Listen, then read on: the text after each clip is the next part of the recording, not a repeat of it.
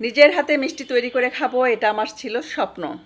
বহু সাধনা করে মিষ্টি বানানো শিখেছি, আলহামদুলিল্লাহ এখন নিজের হাতেই সেটা তৈরি করে খেতে পারি। এ টু জেড টিপস সহ শেয়ার করেছি যাতে করে আপনাদের সাধনা করতে হয় না, জাস্ট টিপসগুলো ফলো করলে আপনারা এক্স্যাক্ট রেসিপিটা প্রিপেয়ার করতে পারেন।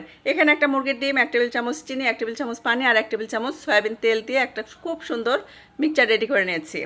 এখানে ডিপ্লোমা গুঁড়া দুধ নিয়েছি 1 কাপ। এর ভেতরে দিয়ে দিব 4 টেবিল চামচ ময়দা, হাফ চা চামচ বেকিং পাউডার, 1 চিমটি বেকিং সোডা। খুব সুন্দর করে সব কিছু একসাথে হাত দিয়ে মাখিয়ে নিব, মিশিয়ে নিব। এখন আমি এর ভেতরে দিয়ে দিব 1 টেবিল চামচ গোলানো বাটার। চাইলে গোলানো ঘিটাও দিতে পারেন, কোনো অসুবিধা নেই। অনেকেই প্রশ্ন করেন কি দিব, বাটারও দিতে পারেন, ঘিও দিতে পারেন। তবে ঘিটা হলে অবশ্যই কিন্তু দানাদার যেহেতু থাকে ঘিটা, আপনারা মেল্ট করে নেবেন বা গলিয়ে নেবেন, তারপর ব্যবহার করবেন। আর জমানো বাটার দিলেও কোনো অসুবিধা নেই, তবে রুম টেম্পারেচারে থাকা গোলানো বাটার কিংবা জমানো বাটার দুটোই দিতে পারেন। এখানে ডিমের সেই মিক্সচারটা অল্প অল্প করে দিব আর সফট একটা ডো রেডি করে নেব। একবারে দিবেন না, অল্প অল্প করে দিবেন, বেশি হয়ে গেলে আবার প্রবলেম হবে।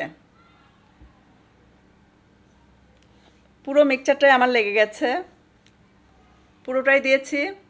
ঠিক একজ্যাক্ট এরকম সফট একটা ডো তৈরি করতে হবে। ডো শক্ত হলে মিষ্টি শক্ত হবে, একদম সফট যেমনটা দেখতে পাচ্ছেন স্ক্রিনে, ঠিক একজ্যাক্ট এরকম সফট একটা ডো রেডি করে নেবেন।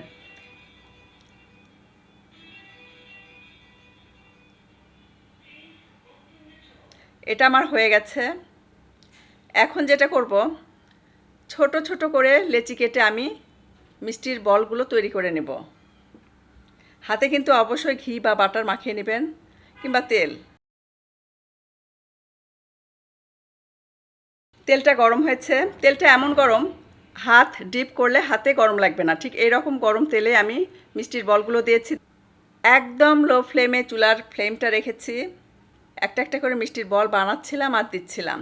আর মাঝে মাঝে কিন্তু প্যানটা একটু সরিয়ে দিচ্ছিলাম, ঘুরিয়ে দিচ্ছিলাম, নাড়িয়ে দিচ্ছিলাম যাতে করে মিষ্টিগুলো পুড়ে না যায়।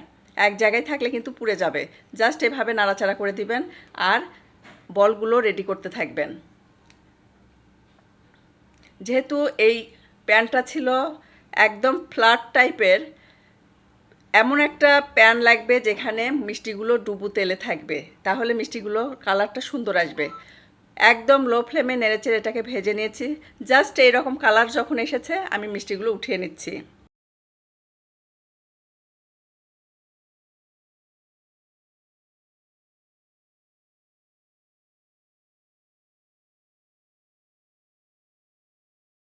এখানে প্যানে দিয়ে দিচ্ছি 2 কাপ চিনি, সাথে দিয়ে দিব 6 কাপ পানি, 2টা এলাচ দিচ্ছি, অরেঞ্জ ফুড কালার দিচ্ছি, এটা অপশনাল, ইচ্ছে হলে দিবেন, না হলে এটাকে স্কিপ করবেন।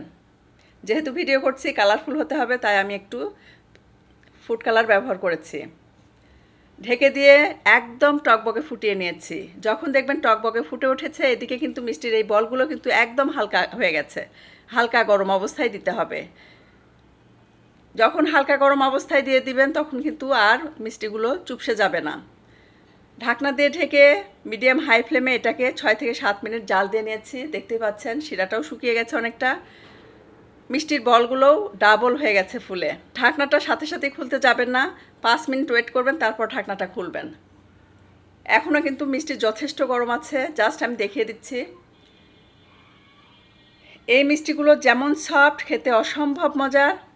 যে কেউ যদি টিপসগুলো ফলো করেন, জাস্ট এ টু জেড টিপসগুলো ফলো করবেন, তাহলে কিন্তু আপনিও একজ্যাক্ট মিষ্টি এভাবেই প্রিপেয়ার করতে পারবেন। এর আগেও কয়েকদিন আগে আমি গোলাপ জামুনের আরেকটা রেসিপি শেয়ার করেছিলাম, সেখানে একটা আপু কমেন্ট করেছিলেন, আপু আপনার এই রেসিপি ফলো করে আমি গোলাপ জামুন তৈরি করেছিলাম, কোনো দিনও হয়নি, এই প্রথম হয়েছিল। আলহামদুলিল্লাহ আমি খুবই খুশি হয়েছি। আপনারাও যদি এই রেসিপিটা ফলো করেন তাহলে একজ্যাক্ট এভাবেই গোলাপ জামুন আপনারাও তৈরি করতে পারবেন এবং এনজয় করতে পারবেন। যাদের আমার মতো মিষ্টি পছন্দ তারা অবশ্যই এটা ট্রাই করবেন, কারণ বাসায় মিষ্টি তৈরি করে খাওয়া নিজের হাতে সত্যি এটা অসাধারণ একটা ভালো লাগার ফিলিংস। এই গোলাপ জামুন মিষ্টিগুলো যেমন সফট, খেতে অসম্ভব মজার, ভেতরে একদম ফ্লাফি। দেখে নিশ্চয়ই বুঝতে পাচ্ছেন। অসম্ভব গরম, ধরে রাখতে পারছিলাম না, তাই তারপরেও দেখিয়ে দিলাম। ঠান্ডা হবার পর অবশ্যই এটা সার্ভ করবেন। কী কী মিষ্টি রেসিপি দেখতে চান অবশ্যই কমেন্ট করে জানান। আজকে তাহলে খেতে খেতে বিদায় নিচ্ছি। সবাই অনেক বেশি ভালো থাকবেন, আমাদের জন্য দোয়া করবেন। আল্লাহ হাফেজ।